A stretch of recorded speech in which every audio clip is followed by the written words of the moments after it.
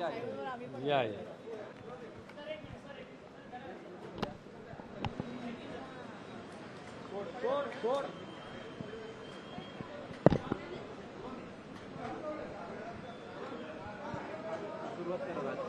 हो राजकोटच घेतोय.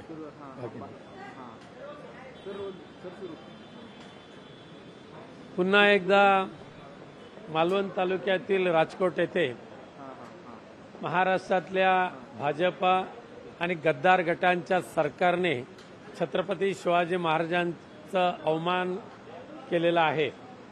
काही महिन्यापूर्वी पंतप्रधान नरेंद्र मोदी साहेबांच्या हस्ते छत्रपती शिवाजी महाराजांच्या प्रतिमेचं अनावरण झालं आणि अवघ्या 4 महिन्यामध्ये पुतळ्याचं जी अवस्था झाली ती तुम्ही सर्वांनी पाहिली.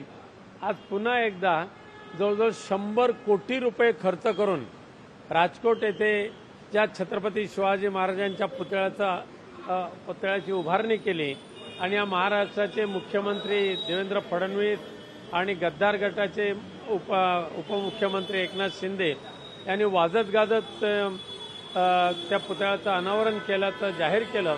आज बरोबर 1 महिन्याने पुन्हा एकदा त्या पुतळ्याच्या आजूबाजूला भगदाड पडलं आणि पुतळ्याच्या अस्तित्वाला धोका निर्माण झालेला आहे.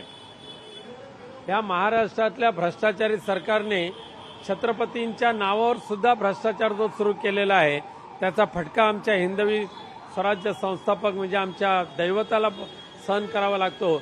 मी या महाराष्ट्रातल्या सध्याच्या सरकारचा धिक्कार करतो आणि शिवरायांचा हा अवमान सातत्याने तुम्ही जो करताय ते महाराष्ट्रातली जनता सहन करणार नाही हे निश्चित सांगतोय. भरत गोगावले यांनी वक्तव्य केलेलं आहे की लक्ष्मी ठाकरे राजकारणामध्ये पक्षामध्ये हस्तक्षेप करतात त्याच्यामुळे पक्ष फुटला अशा प्रकारचं वक्तव्य त्यांनी केलेलं आहे. काय बघा भरत गोगावले सारख्या एका गद्दार औलादीच्या माणसाला आम्ही फार किंमत देत नाहीये.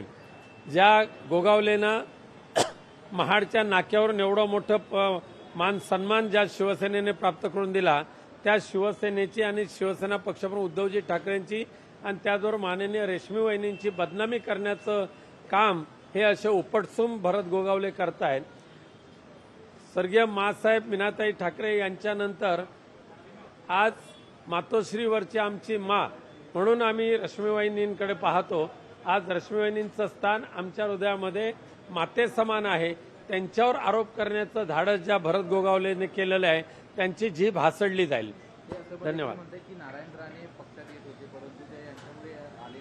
या गद्दारांच्या बकवासगिरीला फार किंमत देत नाही आम्ही. उद्धव ठाकरे जातीय राजकारण करत नाहीत परंतु बाळासाहेब ठाकरे यांनी जातीय राजकारण केलं.